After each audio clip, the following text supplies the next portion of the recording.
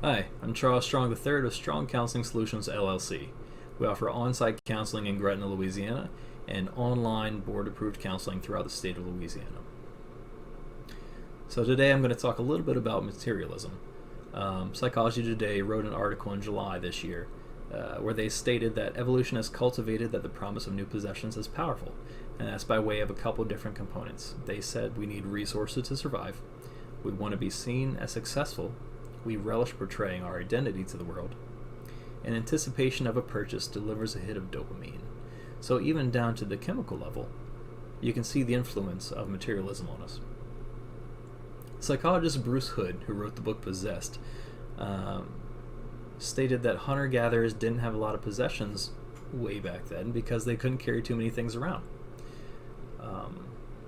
With societies, we started to accumulate wealth, so we needed rules to regulate who had access to resources and who could claim ownership to make sure your resources would still be there when you're not physically there. We're wired with the need of acceptance and to feel valued. We're pressured to portray success, which is often correlated with luxury goods.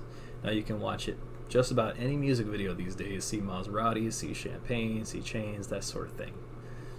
We tend to make a direct link between these expensive luxury goods and someone doing well, someone succeeding, someone winning. Now this was interesting. After you've reached about $75,000 in the US, earning more money and buying more stuff doesn't make you happy. It displays to others how successful you are instead of reflecting that to yourself. Now that number, as I recall, a few years ago was 40,000. That was that threshold for happiness, and now it's 75,000. So what that is saying that up to that $75,000 annually, generally at that point, on that side of the fence, you're working more so for yourself, for your family, balancing that, like life and work sort of trickery there. But after you hit that threshold and you surpass it, people tend to be focusing more on the image, the facade that they are portraying to the rest of the world. They're much more convinced after that $75,000 mark. They're much more prone to try to convince others that I'm doing well, like I'm winning. Look at me. But that focus takes away from actually pursuing happiness of their own. Behavioral economics has a term called endowment effect, where when things become ours, we think they're more valuable than other people do. And that speaks to that identity association.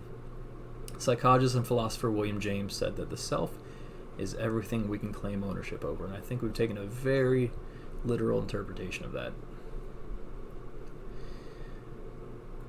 So, our inherent urging to portray a success and identity spurs overconsumption that can lead to financial risk, climate change, and dissatisfaction. So there's a line that has to be toed.